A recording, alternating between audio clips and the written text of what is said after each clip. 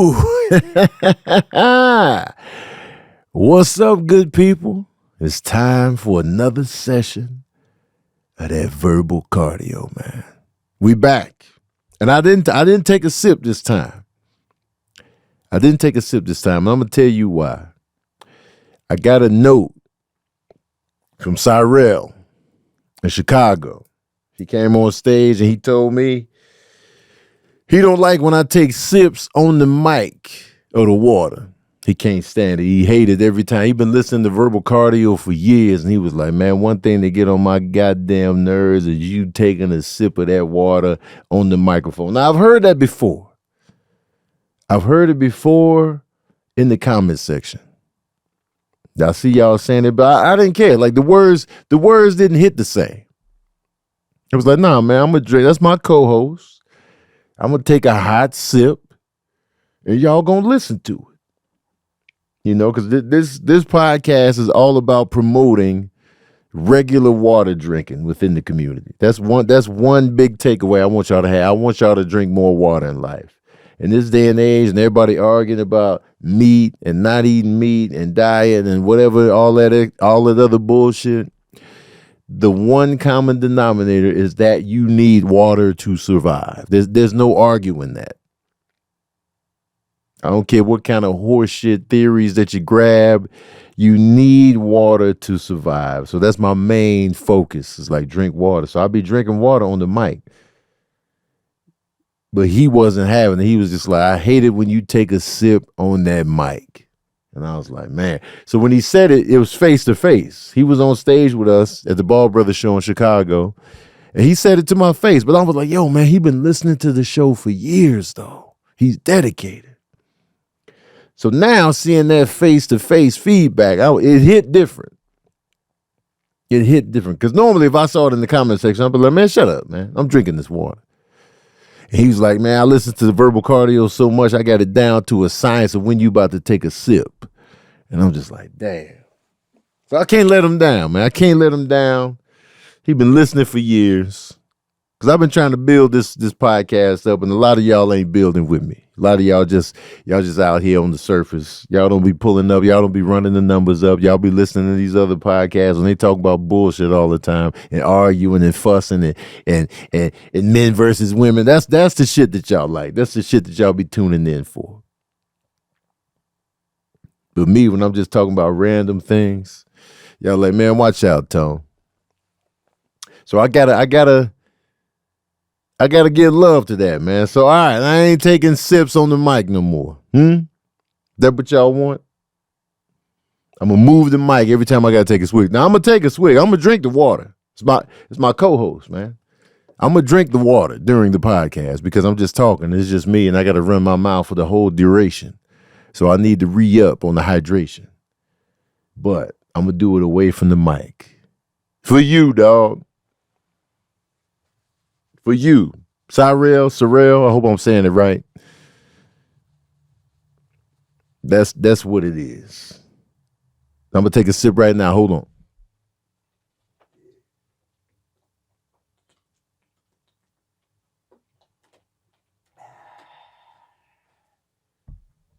Yeah, man, water's just so good, man. You got to take the big, hearty, robust gulps. I don't like the water bottles. They give you the squeeze nozzle. You know what I'm saying? You know the little squeeze nozzle joints where is built for just when you're doing the water and you squeeze it into your mouth. I don't like those, man, because I come in hard with the gulps, man. The pure organic big gulps, man. I don't need that little baby nipple for the water drink, man. Because I'm going to town on the water. Speaking of going to town. Before I get into that, man, I want to give a shout out to my patron saints up in here, man. Shout out to Valerie, to Jesse, Overtop Kev, Cutie B, Honey Ray Armor, Ayomi, Chris McNeil, Finesse, Ikua, Overdrive Pixie, Quiche, Crunchy Apple, Zakia, Moyo, Harry Elam, Candace Mack, Miranda Cummings, To Jelsey, Jason Anderson, Eric Payne, Masani 7, Shiv Gibbs, My patron saints, man, I appreciate y'all. Y'all the realest of the real, man. Y'all realer than the people in this IG live right now. No disrespect to the people in the IG live, but the patron saints is realer than y'all. Because y'all be freeloading. Y'all be on the outskirts with the support. This right here, Sherry Tucker and them, Ryan and them, Cutie B and them, E Short Sachs and them, Gabby and them, that's the real. And I'm not trying to shame y'all. I'm just saying what it is. I got priorities, and they take priority, man, because they really out here with the support for real. But anyway, Chicago, Detroit. That's where the Ball Brothers tour was at this past weekend. Beautiful time. I just want to say this. Chicago is amazing. And I'm not just saying that because I was raised there, but I could be saying that because I was raised there. But Chicago is amazing nonetheless. Nonetheless. Imagine if Chicago didn't have those harsh winters. Chicago would be the best city of all time. It would be the best city of all time if it didn't have the harsh winters. Y'all would be like, crime. It's crime in every city. You can't avoid it. Every big city got crime. You put a whole bunch of people in one city, that crime gonna be there. You either gonna have crime or mad homeless or both. It just is what it is. It comes with the territory. So y'all can get off that whole Chicago dangerous. Every big city is dangerous. Let's cut the shit. Let's cut the shit. Chicago is amazing. Best downtown in the country. I stand on that. Beautiful, beautiful lakefront. Plenty of things to do. The food is amazing. All kind of different genres of food. Amazing. You know what I'm saying? If you black, huge black population in Chicago. Cream of the crop museums. Beautiful aquariums. Zoos if you're into that. Whatever you need is in Chicago, except for mountains. Now, ain't no mountains out there. It's flat. Ain't no mountains. If mountains is your thing, then Chicago ain't it. Other than that, come on, man. Come on.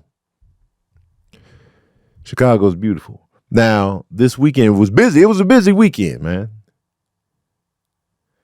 The No Kings protests, march thingy was down there Saturday. I was in it. That was going on.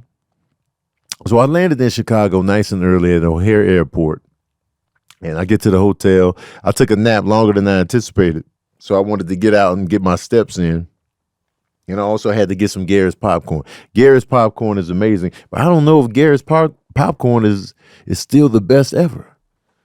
Nuts on Clark was already close, but there's this other black-owned spot on the south side. I forget the name of the popcorn spot, but man, they good as hell. And I feel like they giving Garrett's a run for their money. But Garrett's is still premium popcorn, top tier. But it's another spot on the south side of Chicago that's giving it a run for its money. Anyway, I had to get the cheese corn. And I got some regular popcorn, the buttery joint later on. Because I'm a popcorn fiend, man. I'm filthy with the popcorn.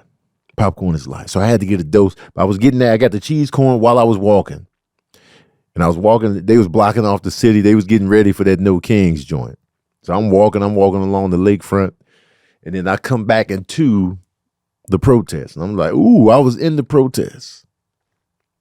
And you got people online when I posted that, the protest was going on. They like, fuck Trump. And they going past the Trump building in Chicago. And it's like, it was a beautiful vibe. It was a vibe. It wasn't like rowdy and rambunctious. It was a nice vibe in this protest. I didn't see no agitator. The agitators going to try to agitate. But I ain't see none of that where I was. But it was just beautiful. We all on one accord. And then people in the comment section, this ain't going to do nothing. This ain't going to do nothing. Ain't nothing going to change. It ain't going. What are you doing? What are you doing?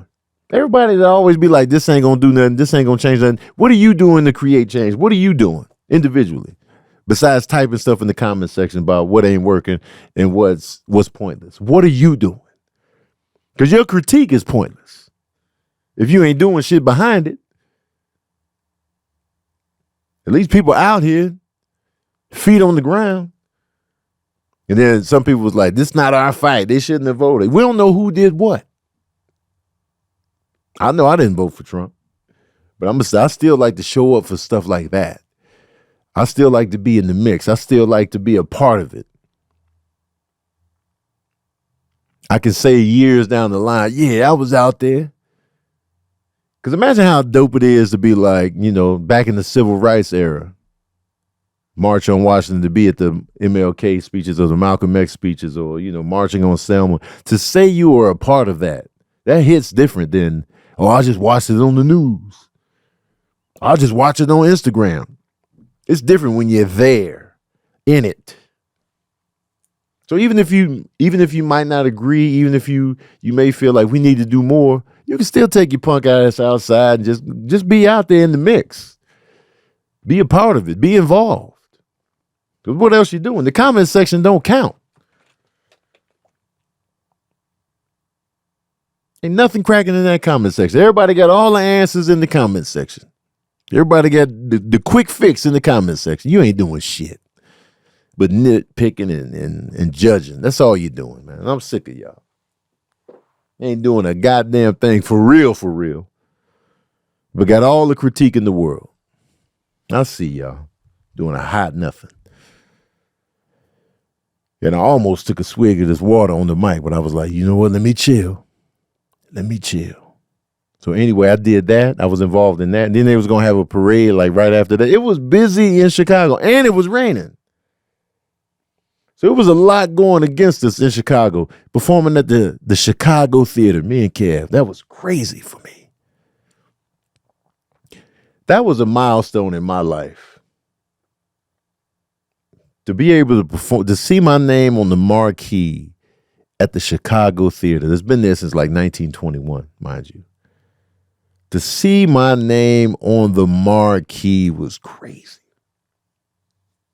I'll be sharing with y'all, but I don't overshare my accomplishments. And I don't want y'all to think I'm never grateful or taking in the blessings. I do. I just celebrate internally.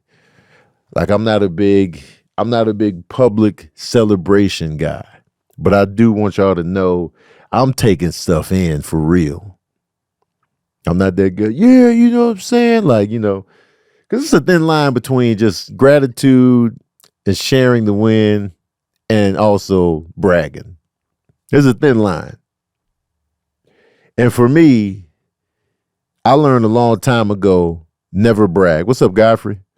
Never brag. Bragging is Dunskies. I learned that at an early age. When I used to show off and brag, I paid the price every time. Got my Dinobot stolen when I was trying to show off at school. Ooh, I got a Dinobot. Teacher confiscated it, and then they confiscated it out the teacher's closet. Lost the Dinobot just because I wanted to show off and brag. I wanted to brag about my new bike. That shit got stolen. I was like, damn. So I learned at the early age, man, I'm taking my victories internal. I'm celebrating inside. Because I've had a lot of milestones in my career, with stand-up, with social media, a lot of milestones. But I'll just be like, y'all see it. Y'all see what's happening. You see it. But I like to celebrate internally. You know what I'm saying? And I ain't got nothing to prove to nobody. I ain't got no chips on my shoulder. I ain't trying to do no humble bragging or none of that. So it's just like, but to see my name on that marquee was just amazing. And so I took that in. I was just like, sopped all that up, man. So shout out to everybody that pulled up in Chicago and Detroit. We appreciate y'all. Thank you. It was an amazing weekend. It was a good time. The Bears won. That's another thing about this weekend that was amazing. The Bears won the next day. My sister and my brother-in-law, they had a ticket for me, but, we had to go to Detroit for the next show. And I was like, damn, man, I wanted to go to that Bears game. And the Bears beat the Saints in Chicago. So it was just a good ass Chicago weekend. And I miss the city. I miss it. I want to get some property there. I want to get something in Chicago, man. I do. I want a place to call my own in Chicago. And I'm going to get that. Now, mind you, wintertime, I'm out. I'm coming back west in the wintertime. I'm not about to do the Chicago winters no more. I'm done with that. Hell no. But you give me that spring, you give me that fall, you give me that summertime shy, I'm all in. So I'm going to do some sniffing around and see if I can acquire something later on down the line. Nothing major. It don't have to be nothing major. But I just want a good location and just a little dope spot. A little hideout in Chicago. You know what I mean? That way I could be out there. And what I want to do, I want to walk the entire lakefront. That's a goal of mine that I think I want to do. I think I want to do it as early as next year. I want to walk the entire lakefront from top to bottom. Indescribable. What's up, girl? I want to walk the entire lakefront from top to bottom. I think I heard that it was like 18 miles. And I know I can do 18 miles. I can do it. Because I walk 5 miles in 70 minutes. So if I can just, do that a few more times, boom, we got the whole lakefront. So that's a goal of mine. I want to do that when the weather's nice. I want to get that cracking. And y'all can join me if you're down. If you can handle that, I want to do that. That's a goal of mine. Anyway, man, Chicago, I love you. If I could kiss Chicago on the mouth, I would have. French.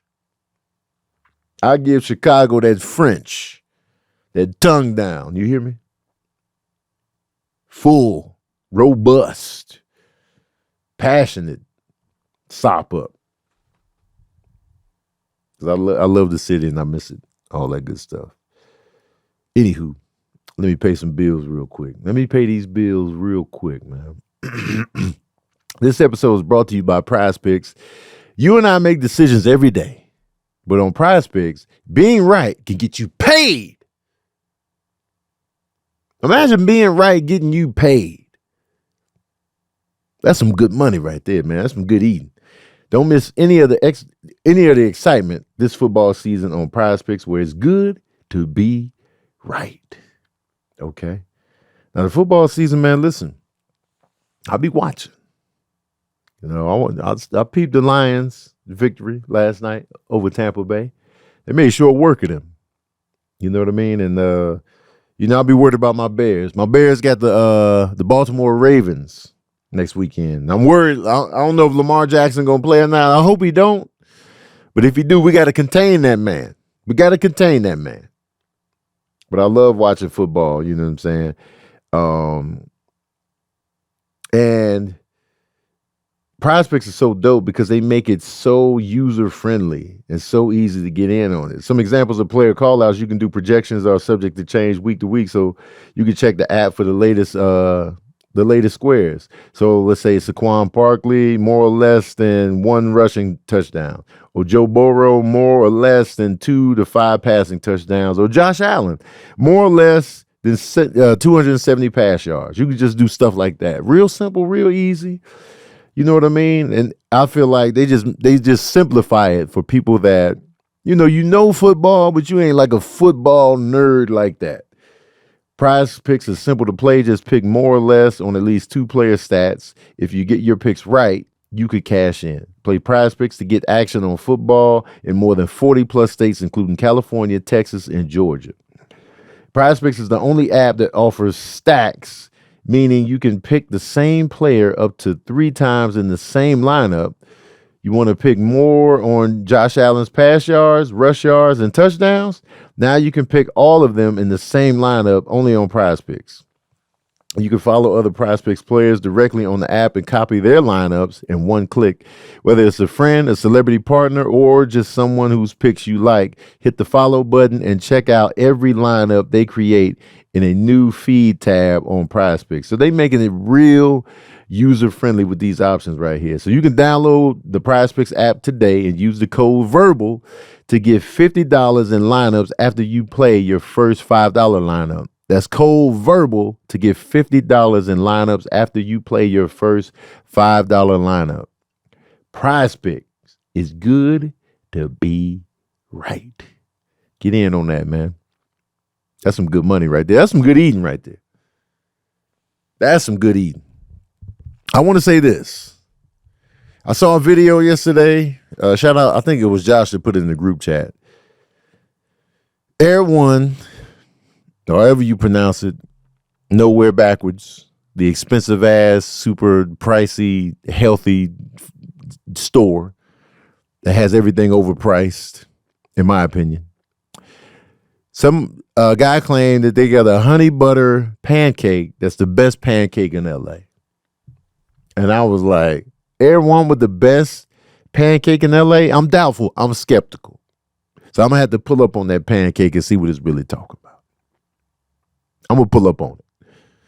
Now, the best pancakes that I've had personally in LA, for me, there's this place called Towels on Florence. It's in the hood in LA. Towels Cafe. TAL''S. Towels. They've been there for mad long.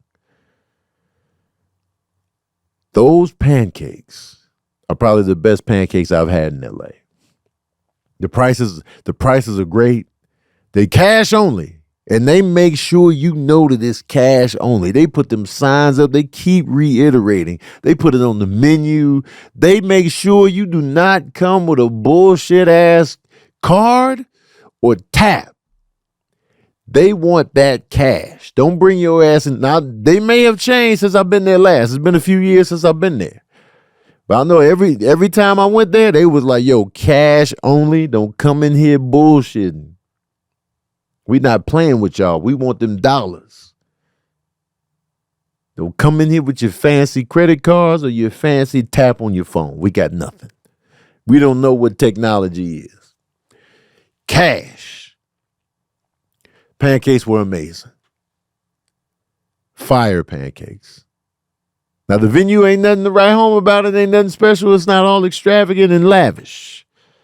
It's in the hood, so keep that in mind. Don't go in there thinking you better than the environment. Just go in there and get them good-ass pancakes. Second, the Griddle Cafe on Sunset.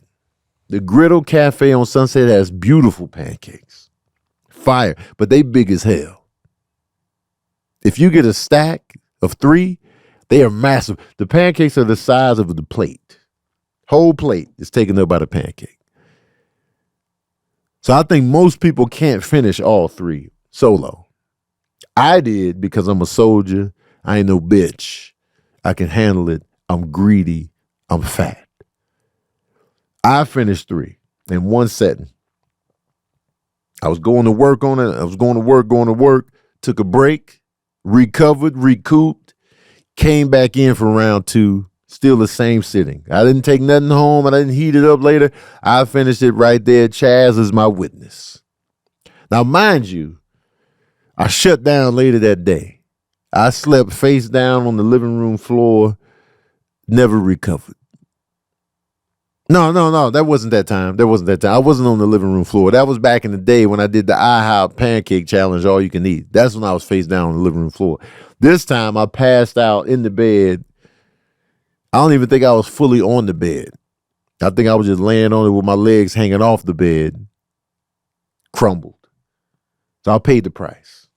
But I did finish the full stack, and it was epic. It was massive. And they also got some amazing French toast at the Griddle Cafe. So I'm going to pull up on Air One and pay $92 for that pancake and see what it's talking about. But I'm very skeptical here. And if it is good, if it is an amazing honey butter pancake, I would imagine that it's probably like that place in New York, in New York City that we went to with that massive pancake with the syrup on the top. The Golden Diner, I think that's what it's called, where we went. But that's a pancake you can only have like twice a year, because it's not your normal type of pancake take-in. So if it's going to be that amazing, it's probably going to be one of them joints where it's just like, all right, man, let me just do this every 6 months or so. Let me get this honey butter pancake. But you best believe I'm pulling up to get my piece. And he said the edges were crispy. In the video that's on my IG page right now, they didn't look that crispy.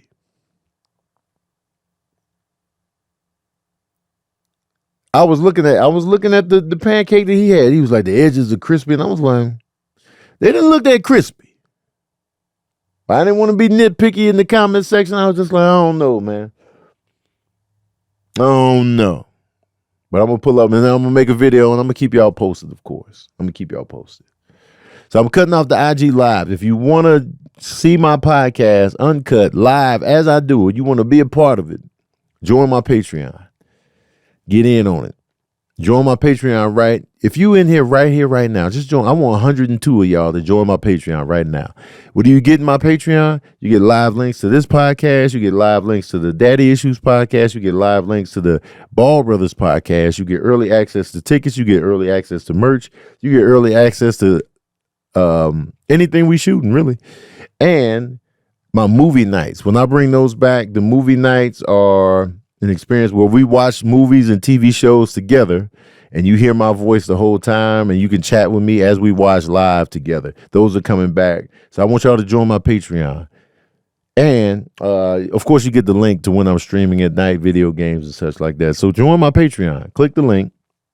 You can join for as low as $5 a month. $5, Buster. So join up if you in here right now. Go in there, click the link in my bio, click that Patreon tab, and join the paid membership now. Paid membership. Because if you try to do the free, you ain't going to get access to nothing. So I'm just letting you know right here, right now. So get in on it, man. Anyway, I'm cutting off the live feed. If you don't want to miss nothing, join my Patreon right now. The link is sitting right in my post. You can just tap right back in. I appreciate y'all. Boom. Pow. All right, now that I got y'all alone,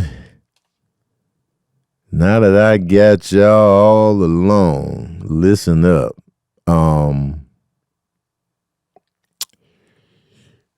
So I want to do something. So me and Kev was still doing this Sister Act 1, Sister Act 2. It's eternal at this point. It just keeps coming up. It comes up at the shows. It just comes up. All right. Sister Act 2. I still feel it's a cute movie. Y'all just have an emotional attachment to the movie. I think that's what it is. And that's fine. I still stand on that Sister Act 2 is not a black movie. And that Sister Act 1 is a better film overall. Sister Act 2 has the better music. So now, I'm going to read to you the plot of each film. And just going by what the plot sounds like, I want y'all to be unbiased. I want y'all to be clear. I want y'all to separate yourself from the attachments. And we're gonna look at it plot for plot. And y'all tell me which movie sounds better plot-wise. Okay? Here we go. Sister Act 1, here's the plot. In 1968, Dolores Wilson is a young Catholic school student who does not take her studies seriously and greatly embarrasses her nun teachers while showing an affinity for music. 24 years later, in 1992, Dolores, performing as Dolores Van Cartier, is a lounge singer in Reno, Nevada, in a club owned by her married gangster boyfriend, Vince LaRocca. She receives a shallow gift from Vince and attempts to return it, only to witness Vince executing an informant. When Vince sets out to murder her as well, Dolores goes to the police for help. Police Lieutenant Eddie Souther places her in witness protection and brings her to the struggling convent of St. Catherine's Parish, located in a rundown San Francisco neighborhood. Both Dolores and the disgruntled head nun of St. Catherine's Reverend Mother object to this arrangement. However, Souther and Monsignor O'Hara, the parish priest, convince them to go along with it, with the added deal that the police will pay the failing convent a good sum of money. Disguised as Sister Mary Clarence, Dolores initially has difficulty dealing with the rigid and simple convent life and butt heads with Reverend Mother, but she befriends the other nuns, including the optimistic and upbeat Sister Mary Patrick, the elderly deadpan Sister Mary Lazarus, and the shy young novice Sister Mary Robert. One night, after a poorly attended Sunday Mass with a lackluster performance from the convent choir led by Mary Lazarus, Dolores decides she needs to break and sneaks out to a bar, followed by Mary Patrick and Mary Robert. They are caught by a Reverend Mother who considers kicking Dolores out, but instead orders Dolores to join the struggling choir. With her singing experience, Dolores is elected to take over as their director and transforms the choir. At the next Sunday Mass, Dolores leads the much improved choir in the traditional hymn of Hail, Holy Queen, then shifts into a combined gospel and rock and roll interpretation. Although Reverend Mother is infuriated, Monsignor O'Hara congratulates the choir for their unorthodox performance, as new people were attracted to the service, convinced by Dolores, who cleverly credits Reverend Mother with the idea. He allows the nuns to clean the church and help revitalize the neighborhood. Their singing and efforts attract more media attention, and the parish thrives. Meanwhile, Vince has placed a bounty on Dolores' head and is intent on finding her. Souther chastises Dolores for nearly being exposed on national TV. She assures him she will try to keep a lower profile, and Souther attends a mass. The choir continues to amaze parishioners and visitors, especially with the rendition of My Guy, rewritten and performed as My God. O'Hara informs the convent that Pope John Paul II, having heard of the choir's success, will visit the church and would like to hear them perform. Dolores tells Reverend Mother that Vince's upcoming trial means she will leave soon. The mother reveals that she has resigned as abbess, I hope I said that right, believing she is no longer useful to the convent as her authority was unintentionally undermined. Dolores tries to convince her to stay and keep the parish thriving as it is, but the mother retorts that she believes herself too old-fashioned and incapable of doing so. Souther discovers a corrupt detective in his own department who has disclosed Dolores' location to Vince and rushes to San Francisco to warn her. Though he arrives in time, Dolores insists on staying, feeling a sense of responsibility to her friends in the convent. Vince's men kidnap Dolores and Mary Robert, but Dolores helps Mary Robert escape. When Mary Robert returns to the convent, Reverend Mother reveals Dolores' true identity to the nuns and explains why she had been hiding in their convent. The nuns decide to rescue Dolores, and Reverend Mother leads them in guilting a local helicopter pilot to fly them to Reno. In Reno, Vince orders his men to kill Dolores, but they cannot bring themselves to shoot her while she is dressed in a nun's habit. Arriving at the casino, the nuns find Dolores after she escaped Vince's men and tries to sneak her out, but are concerned by Vince and his entourage in the lounge. Dolores prepares to sacrifice herself, but Vince's men still refuse to shoot her. Vince is hesitant himself, but works up the courage to shoot her. He hesitates just long enough for Souther to shoot him in the arm and arrest him and his men. Thanking Dolores for her actions, Reverend Mother decides to remain an abbess. Returning to San Francisco, the choir led by Dolores sings I Will Follow Him to a packed audience in a refurbished St. Catherine's, receiving a standing ovation from all, including Reverend Mother, the Pope, Monsignor O'Hara, and Souther. Dolores continues to guide and coach the choir as a touring musical group. During the closing credits, the group sing a cover of the Isley Brothers' Shout. So that's That's the first one. That's the first Sister Act. So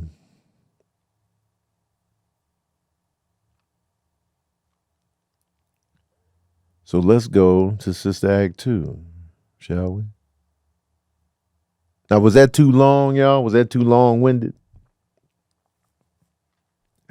We do not care. Please don't read another long ass. That was too long.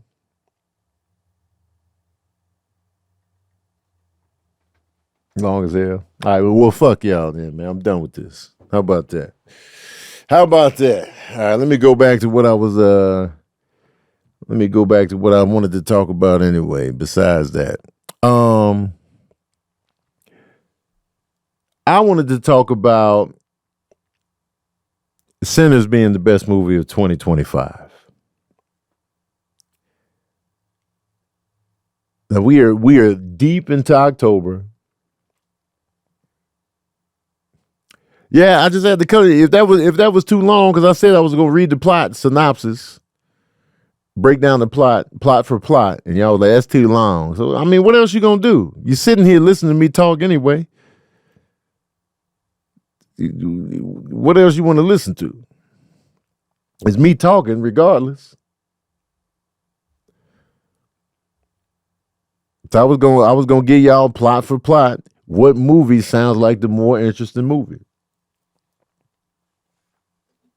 So it's like, that's too long. It's like, you know what I'm saying?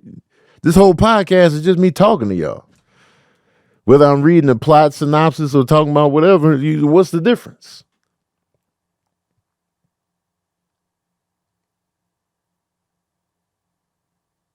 You know what I'm saying?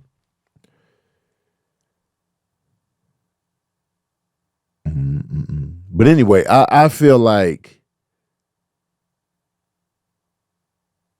more about the popcorn. No, man, because if I talk about the popcorn now, I go into details about the popcorn, that's going to be long-winded. It's going to be like, man, he still talking about the popcorn? Yeah, I'm still talking about the popcorn.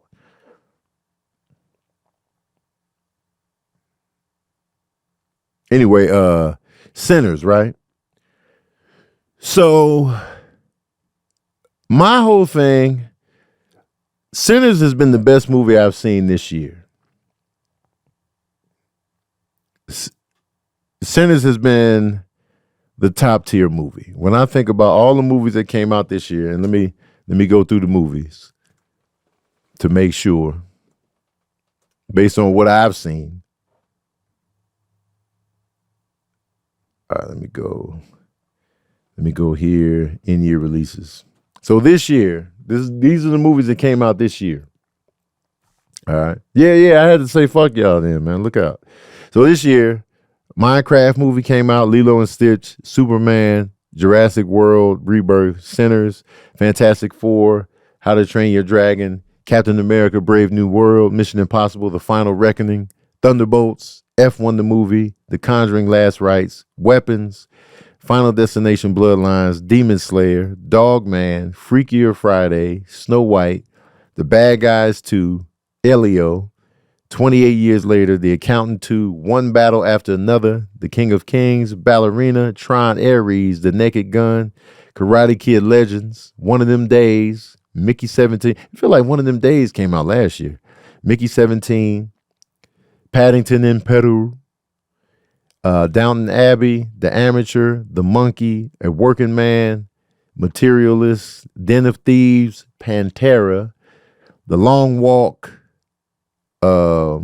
Taylor Swift, the official release of Party of a Showgirl, I Know What You Did Last Summer, Smurfs, Hard Eyes, Gabby's Dollhouse, Flight Risk, Black Phone 2 just came out, Warfare, Him, Megan 2.0, The Woman in the Yard, Nobody 2, Black Bag, Together, Last Breath, Companion, Wolfman, Novocaine, Bring Her Back, Caught Stealing, Friendship, Love Hurts, Roofman, The Roses, Strangers, Chapter 2, Death of a Unicorn, The Smashing Machine,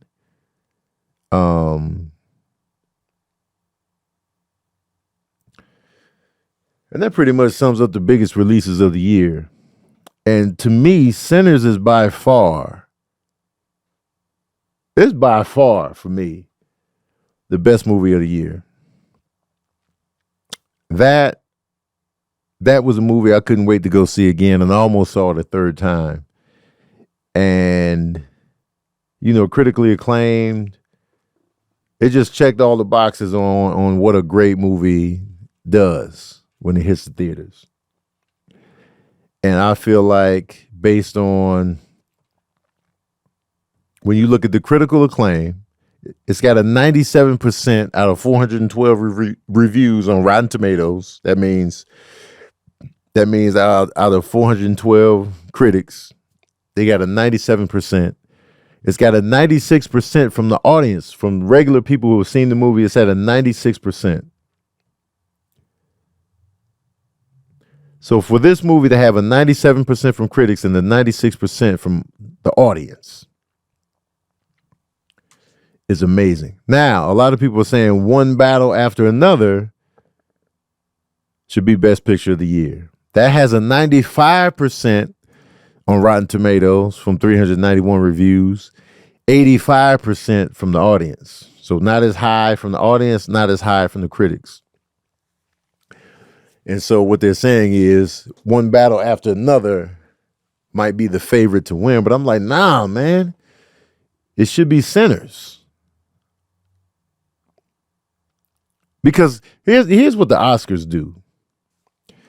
A lot of times they be picking movies. A lot of times you can tell it's political. They might want to give director Paul Thomas Anderson a long, well-deserved Oscar for his work.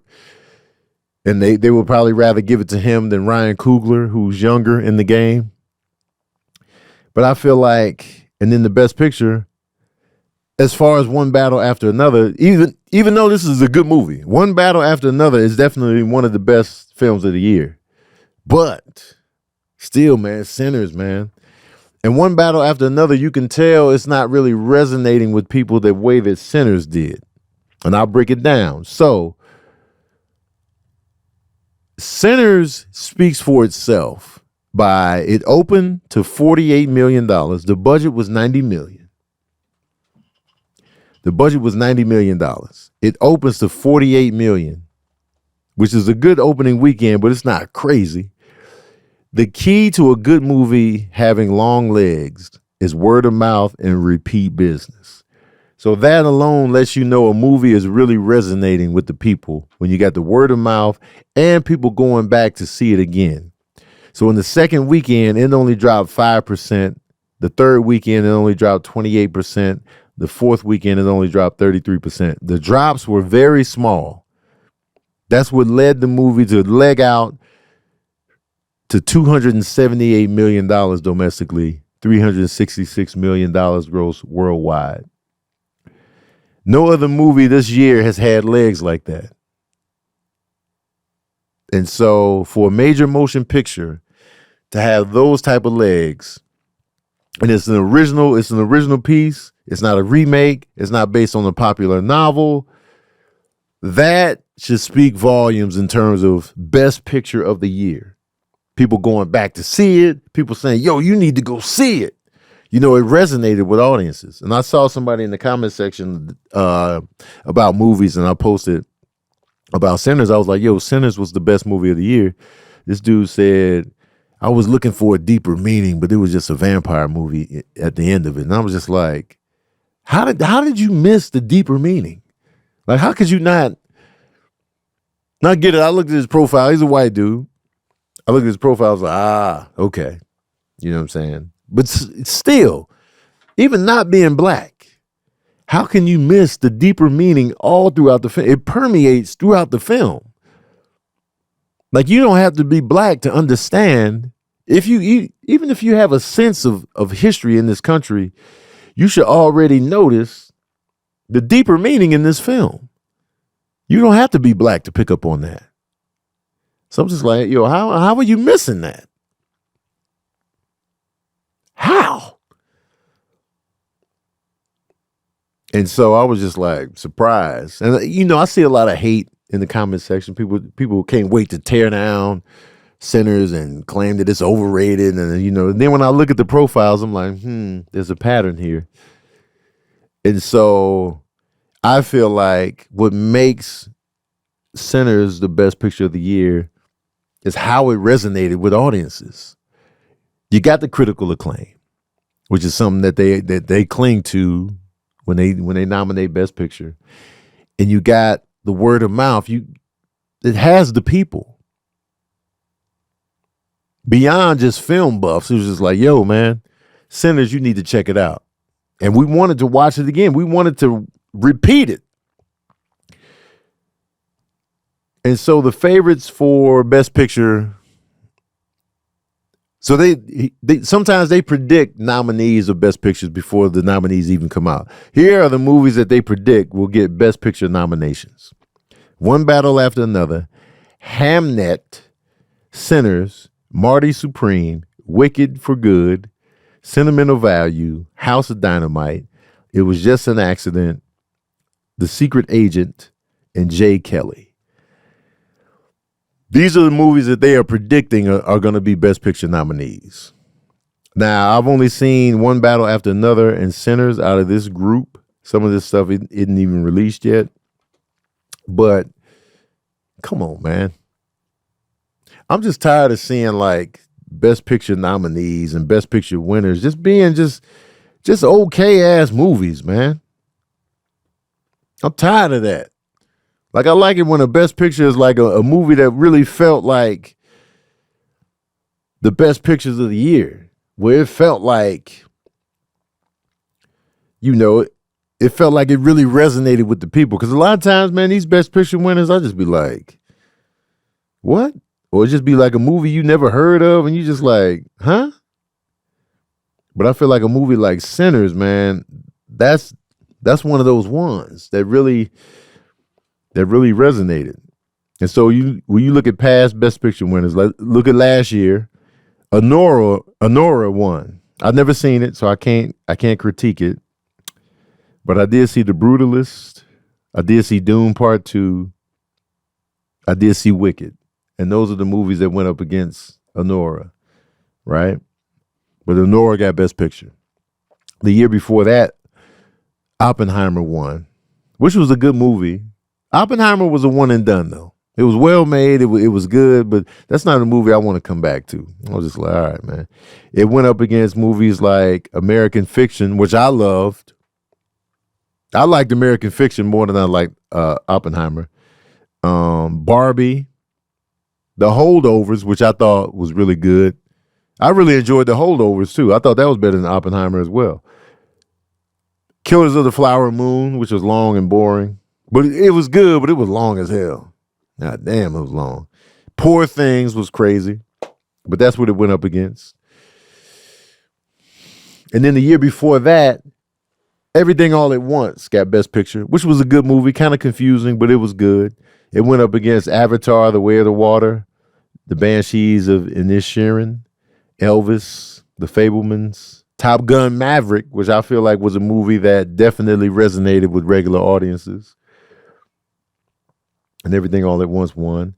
The year before that, a movie called Coda won. Never seen it. It went up against movies like Dune, King Richard. King Richard was my personal favorite of the year, I think. And I felt like that could have got Best Picture, but it didn't. And the year before that, in 2020, Nomadland got Best Picture. Now, I saw that movie. That movie was boring. Nomadland was boring.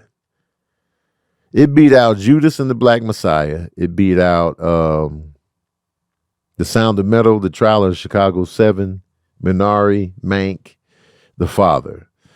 But I know Nomadland was boring. So I'm just kind of done with the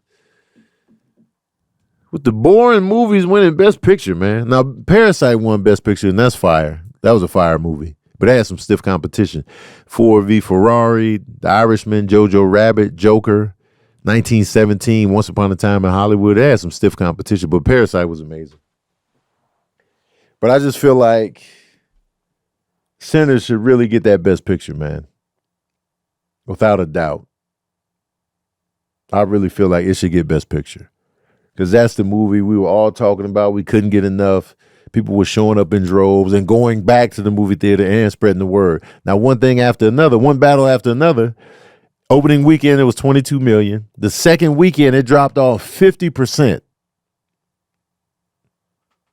That means the word of mouth wasn't really doing nothing.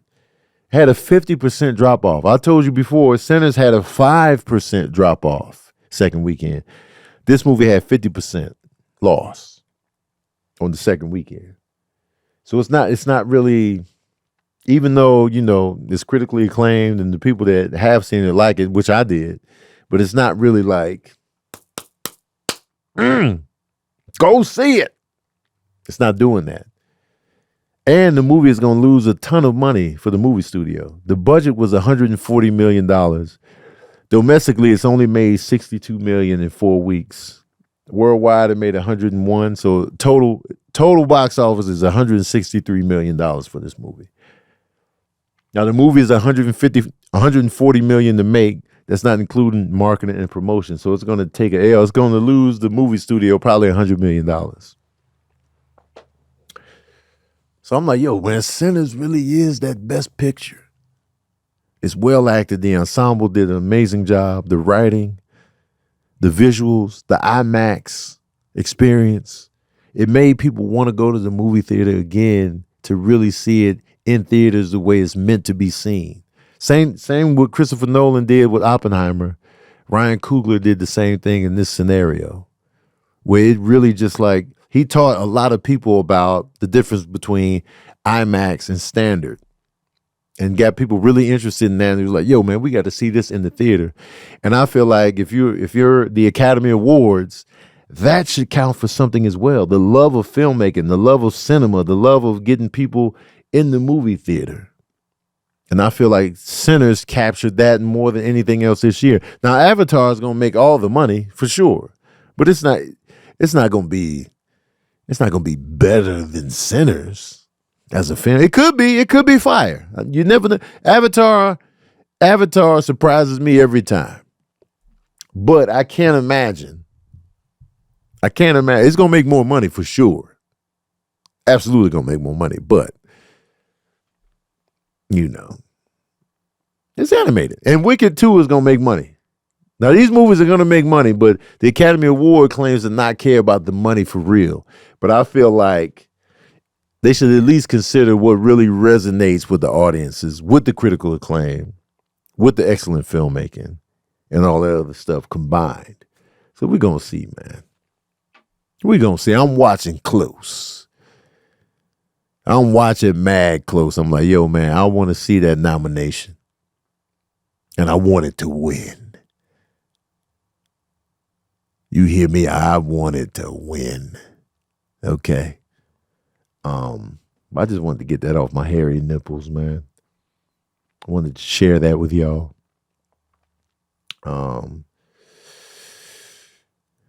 So now I'm streaming with the camera on now, y'all. The camera is on. You can see me during the stream. So I'm not sure how that'll play out. I'm not sure if that makes it better for you guys, but I tried it last night. So my mom likes it. My mom was like, yes, to the camera. So I was like, all right, when mom says something, you got to take that in, man. You got to be like, all right, my mama feeling it. My mama love me. You know what I mean? So I got to take that in. So yes, you can see me on the sticks now. If that even matters. I saw a social media post about a woman that she went on a cruise with her husband, and she was saying, look at him. I'm begging for his attention. He looking at other women. He ain't paying me no mind. This, that, and the third. And so in the video of her, like, on the cruise, she got the camera set up. She rubbing on his chest, trying to get his attention. And he just looks like, man, turn the camera off. He looks like he's not trying to do it for the gram. But then when I dug deeper, he's been showing non-interest on a high level. And they just got married, apparently. This just happened. So she's finding out his family members, her family members are saying, well, he's not into you. And so I'm just like, well, damn. So now I was just like, maybe he just don't want to be on camera. I was like, well, maybe he just don't want to be married to her. And that's tough, man. That's tough. And I feel like this, and I've said this before and I'm going to say it again. Keep your love life on social media. Now, if y'all are years in and y'all are decades in and that shit is real and you know it's real and it's sat in and it's lived in and it's marinated and y'all are a true team, by all means. But on some new shit, even though they were married, it was still a new marriage. Tuck your relationships in, man. Tuck it in. Because that's embarrassing. Yeah, you're going to get some sympathy going, but it's still embarrassing, man. For the world to see that, hey, man, he just wasn't even into you, man. We don't all need to see that. I would not want to see y'all seeing me get dissed. As transparent as I am with losses and taking L's, let me tell y'all myself rather than you see it. That's embarrassing. Because it's like, damn, man. It's like that Rick Ross video where his girlfriend, you could tell she didn't want to kiss him. Man, I'm shutting my whole page off. And if I try to kiss you and you act like you don't want to kiss me, I will never attempt to kiss you again. I'm just like, well, damn. You're going to have to kiss me after that. You got to bring the kisses to me after that. If you give me one shun, I get it if you just like, yo, I just ate something. And you know I'm crazy about breath like that. That's different. But if we out and about in public and I go in for a little smooch and you do something, man, I'm out.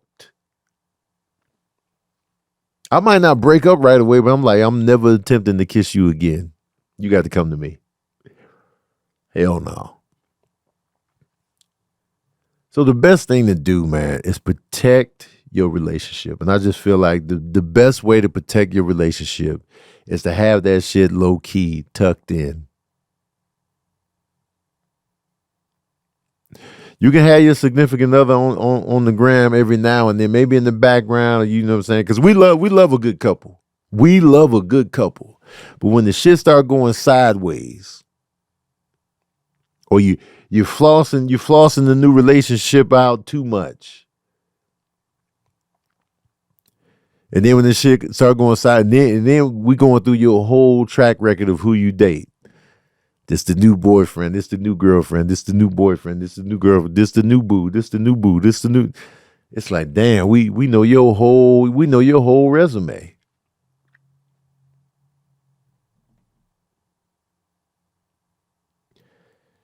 Cause man, when you can somebody you follow, you can just be like, yo, you used to date so and so, so and so, so and so. Since I've been following you, I done seen you go through 3-4 relationships.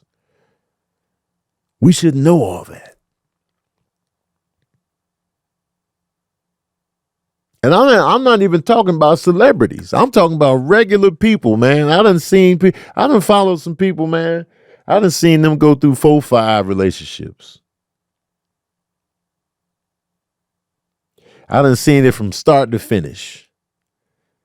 I done seen them go from the handhold to the early dinner, went on a date. You just see a hand, and then you see them. Then they build and they flourishing. Then you don't see them as much no more. Then the posts get deleted.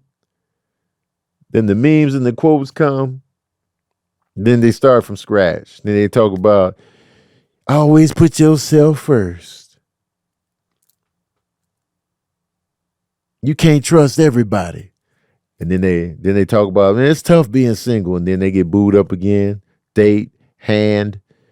You might see a body, face covered. And then they go through all that again and again. And so it's just like, yo, this is person number 4 since I've been following you. Because they're not letting these relationships really marinate and go to something real and lasting. Can't wait to put it out on the gram. And some people work with the logic of, I like to put it on the gram so people know that I'm spoken for. Well, you ain't got to do that. If somebody try to hit on you, be like, yo, I'm spoken for. Or you can just ignore. So you ain't really got to show off who you're dating just to keep people at bay. Just either ignore the hit-ons, or you could just be like, yo, if it's somebody you know a little bit better, just, hey, you know, I'm in a relationship, or I'm in love with somebody, or, you know, and you could still be tucked in until you establish something real. Sure, share your wedding pictures and, you know, all that. That's okay, yeah, for sure. But then, you know what I'm saying? Then and only then. So let your relationship establish something first. Let it be established. I feel bad for the girl, but it's like, we shouldn't have known this to begin with.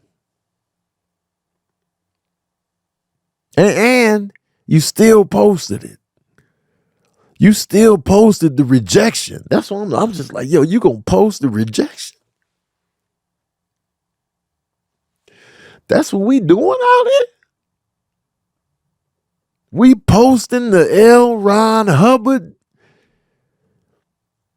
If you reject me as I'm recording, I'm not about to post that shit. Delete.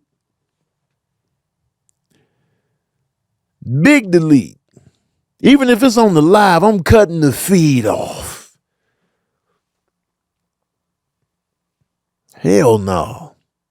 Because then everybody gonna be like, oh yeah, Tone, you the one that took the L. You the one who wasn't felt by his girl. Now, Dr. Dimples is asking, when will you make your next relationship public, Tony? I don't know. You might just see her around in my posts.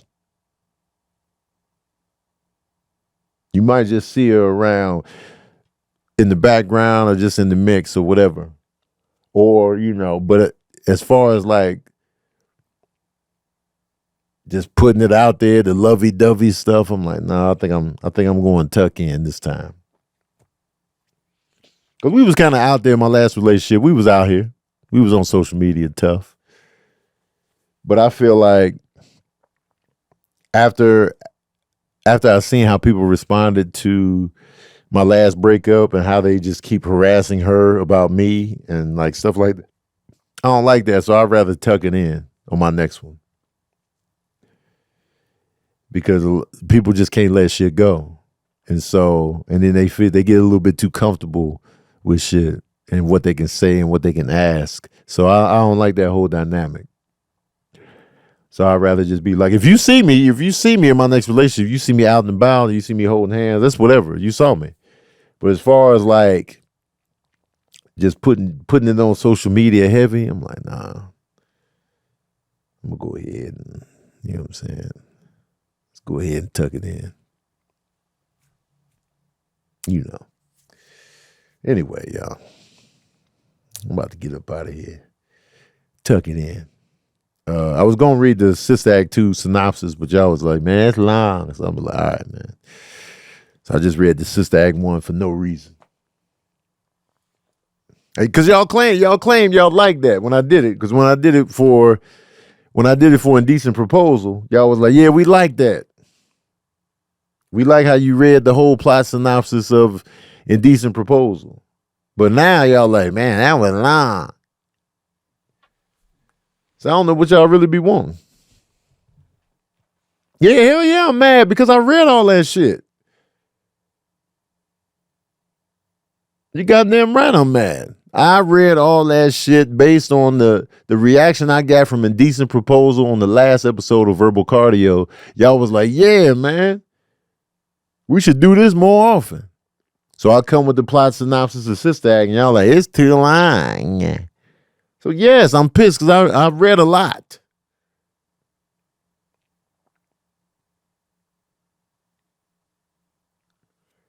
So now I feel like I wasted a lot of vocal real estate on that shit.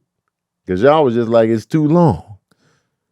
So now Sister Act 2 just sitting on the side unread. Because of y'all. No, I don't want to read it now. Because now it's forced. Now you just like, just read it then. Nah, man, the energy is off. The energy is just ruined now. Y'all don't really want the synopsis. You know what I'm saying? Shit was ruined. The vibe was kicked down the steps.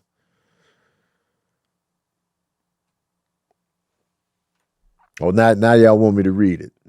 Make your minds up, man. And don't try to blame it on, oh, he's just mad, man. He mad. I read a lot.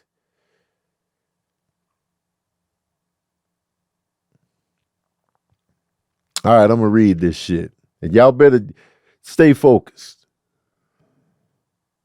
I'm going to jazz up the reading this time so it doesn't feel as long. How about that? All right. Sister Act 2. Here's a synopsis.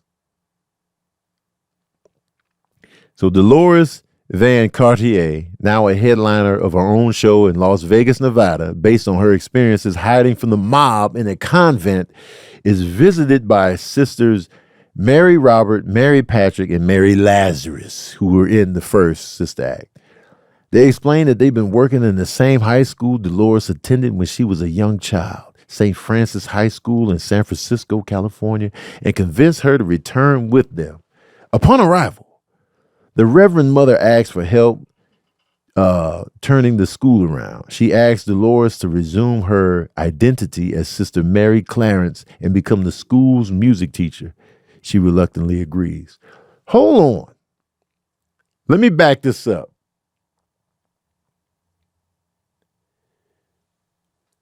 Whoopi Goldberg, her character, went to school in San Francisco, California. That means she grew up in San Francisco, California. In the first Sister Act, they decide to hide her in witness protection in San Francisco, California. What kind of sense does that make? If she had a relationship with Vinny, the mob guy, I'm sure they had conversations about, yo, where'd you grow up? And if you're looking for somebody, you're going to look at where they grew up. You're going to check at least. You're going to be like, yo, man, she grew up in San Francisco, man. Let's look around over there, see if she was family friends, man. What's going on? I could have killed Dolores. So why would they hide her in the place that she grew up? That made no sense. Kind of witness protection. That's like putting me in witness protection in Chicago or New Mexico. Yeah, Tony's from Chicago and he lived in New Mexico. Let's hide him in one of those spots. Like, what? They looking there first. Yo, his dad's out there. He's got a nephew out there in Chicago, his aunt, his cousins. Let's pull up in Chicago. New Mexico, his mom lives there. His brother lives there. Let's check New Mexico. You know what I'm saying? Like, what the hell, man? If you want to hide me, you got to send me somewhere like Alaska, Wyoming, North, South Dakota, places I got no ties with, West Virginia, Maine, Vermont. How the hell you gonna have me in San Francisco? Anyway, that's a little plot point I never noticed until now. Now, the sisters introduced Dolores to the other school staff, including the humble school principal, Father Maurice, and school administrator, Mr. Crisp, who is eager to close the school so he can be rewarded with early retirement. In her first class, Dolores finds that the students don't take the class seriously and expect an easy A grade. She soon declares it to be a brand new day and orders them to be more disciplined. One student, Rita Louise Watson, walks out of class, but her fellow students refuse to join her, determined to earn their grades. When Dolores discovers the students are actually talented singers, she organizes them into a choir. Sister Mary Robert discovers Rita is an especially talented singer and encourages Dolores to get her back in class. She succeeds by giving her letters to a young poet and advising her to follow her passion for singing. The students and staff renovate the school's old music room and begin practicing in earnest. They gain confidence by performing a rousing rendition of "Oh Happy Day" at a school assembly. While cleaning the music room one day, Sister Mary Robert, Mary Patrick, and Mary Lazarus discover old trophies that indicate the school was once renowned for its choir. They guess that the archdiocese might keep the school open if the choir wins this year's competition. So they entered the school in the all-state music competition that was taking place in 6 weeks in Hollywood, California. Father Maurice initially objects to the plan, but changes his mind after Dolores agrees to raise money herself and get parental permission for each student to go. The nuns successfully raise the money needed by having a little concert outside of school. When Rita's mama, Florence, finds out she is in the choir, she forces her to quit because Rita's deceased father failed to make it as a singer. Rita unhappily complies, but on the eve of the competition, forges her mother's signature on her consent form so she can go. Meanwhile, Mr. Crisp discovers Dolores' true identity and travels with the fathers to pull the choir from the competition. Yo, Moms was a hater, first of all. Moms is big hating. So you just because her father failed to make it as a singer, you gonna hate on the daughter's aspirations, talent, and dream just because he didn't make it? What kind of bullshit is this? What kind of bullshit is this? That's flimsy, man. That's mad flimsy. And just like, really? You shutting your daughter down because the dead father didn't make it? Trash. At the competition, the students are intimidated by the talented choirs upon seeing them perform and contemplate quitting. After Dolores lectures them about letting fear run their lives, they agree to stay. The fathers arrive at the competition, but Father Maurice decides to let them sing when he sees their excitement. The other fathers lock Mr. Crisp in a store cupboard to prevent him from interfering. Rita takes the stage and briefly experiences stage fright upon unexpectedly spotting Florence in the audience, but then proceeds to give an impressive solo before the rest of the choir joins her to perform an urban contemporary gospel rendition of Joyful, Joyful with the hip-hop choreography. The students win the competition and the archdiocese agrees to keep the school open. When Mr. Crisp finds them, Reverend Mother stops him from outing Dolores by saying that entering the competition was his idea. The archdiocese officials agree to keep him working, much to his displeasure. Rita is confronted by Florence, who begins to apologize for her defiance, but Florence praises her daughter, never having heard her sing before. She then tells Rita she is proud of her, leading to a happy embrace between them. That's the storyline of Sister Act 2. The stakes is mad minimal, y'all. These stakes is mad minimal.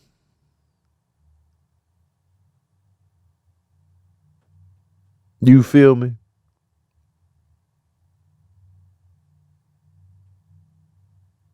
Stakes is low, man. So we lose the fish out of water element. The stakes aren't as high. It's just a simple let's keep the school open. There's no, because that's what made the first Sister Act so good, was that fish out of water element. Whoopi Goldberg getting acclimated to being up in here with the nuns and not getting caught. Meanwhile, the stakes is high on the back end. That's why I said this movie is cute. It's a cute movie. The hating ass mom with the flimsy, her intentions are flimsy. Her motivation to keep her daughter from singing is mad flimsy. Just because her father didn't make it as a singer, this is what we doing? The music in Sister Act 2 is better. That's it. It had cooler kids. The kids did great. But overall, man, Sister Act 2 was way more compelling. I mean, the first Sister Act was way more compelling, for sure. But this was a cute movie, y'all. It was cute. It was good. It was solid. Not a black film, but it had some black kids in it. But yeah, man, that's my take on that. Anyway, I'm gonna get up out of here. I'm dried out. I couldn't drink my water like I wanted to because, cats be like, man, I don't like you drinking water on the mic. So I tried to honor that, but I'm thirsty as hell now. Anyway, I appreciate y'all for pulling up. Spread the word about verbal cardio. I'm not sure if I'm going to keep verbal cardio going or not. I'm not sure. But here I am. I'm hanging in there. But I appreciate y'all. Thank y'all for pulling up. Thank you for the insight. And thank you for tuning in to another session of that verbal cardio.